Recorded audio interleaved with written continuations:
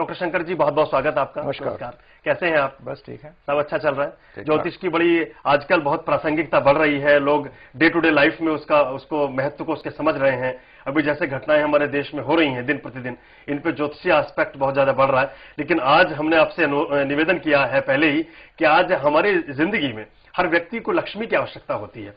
लक्ष्मी का आह्वान हम कैसे करें, या हमारी जन्म कुंडली में कैसे पता चले कि कौन व्यक्ति धनवान बन सकता है, कौन व्यक्ति निर्धन रह जाएगा, इसका हम कैसे पता लगाते हैं और लक्ष्मी हमारे जीवन में कैसे आती है, ज्योतिष इसमें क्या कहता है? लक्ष्मी आजकल जो वेल्थ है, जो हमारे पास पैसा है, आजकल अर्जित करने के तरीके बहुत हो गए हैं जी।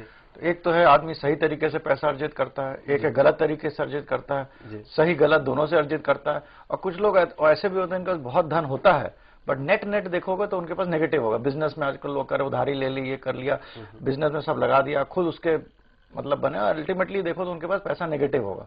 तो कॉम्प्लेक्सिटीज बढ़ गई हैं। मगर एक चीज है कि अगर धन सही तरीके से अर्जित होना है और स्थायी रूप से रहना है तो आदमी के जो जुपिटर होता है गुरु, उसका बहुत ही महत्व है।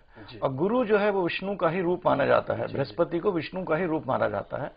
और इसीलिए जब कहते हैं जब दीपावली आती है तो जैसे कि लक्ष्मी श्री यंत्र को रखना बहुत ही अच्छा होता है। और श्री यंत्र का आवाहन करना, बड़े सारे श्लोक और बहुत सारे लक्ष्मी के जो 16 रूप हैं, श्री सूक्त का पाठ किया, बात उनके पाठ के बाद उनको करके ही लाया जाता है जी। तो डॉक्टर साहब, मैं इस पे चर्चा को, बहुत रोचक चर्चा आपने बताई और बहुत ही महत्वपूर्ण उपाय आप बता रहे हैं कि हम इस दीपावली पर कैसे अपने जीवन में हमेशा के लिए लक्ष्मी का आह्वान कर सकते हैं। इस पर मैं डॉक्टर शंकर जी से बात करूंगा जी। आप बता रहे थे कि हम जो ऋग्वेद के सूक्त हैं, जो श्लोक हैं, उनको श्री सूक्तम के माध्यम से हम पढ़ते हैं और दीपावली के दिन श्री यंत्र की स्थापना करते हैं।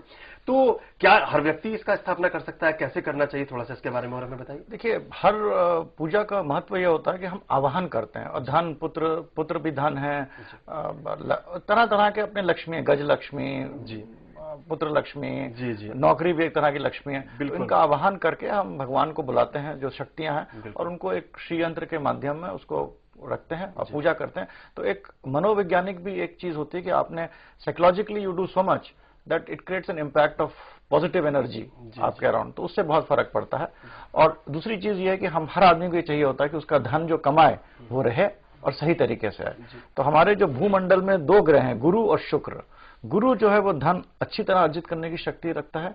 शुक्र जो है वो दैत्यों के गुरु हैं, वो हमको हर तरीके से धन अर्जित करने की शक्ति रखते हैं। शनि जो है हमें काम करने की शक्ति देता है। तो इन तीनों ग्रहों की चाल से एक आदमी पता लगा सकता है इसके पास, आदमी के पास कितना धन रहेगा, स्थायी रूप से रहेगा और किस क्वांटम में रहेगा। प्लैनेट्स लाइक सूर्य, चंद्र, मंगल, बुध, ये हमें बताते हैं कि हमें किस समय किस तरीके से, whether it will be political, business, whatever, किस तरीके से हमारे पास धन आएगा।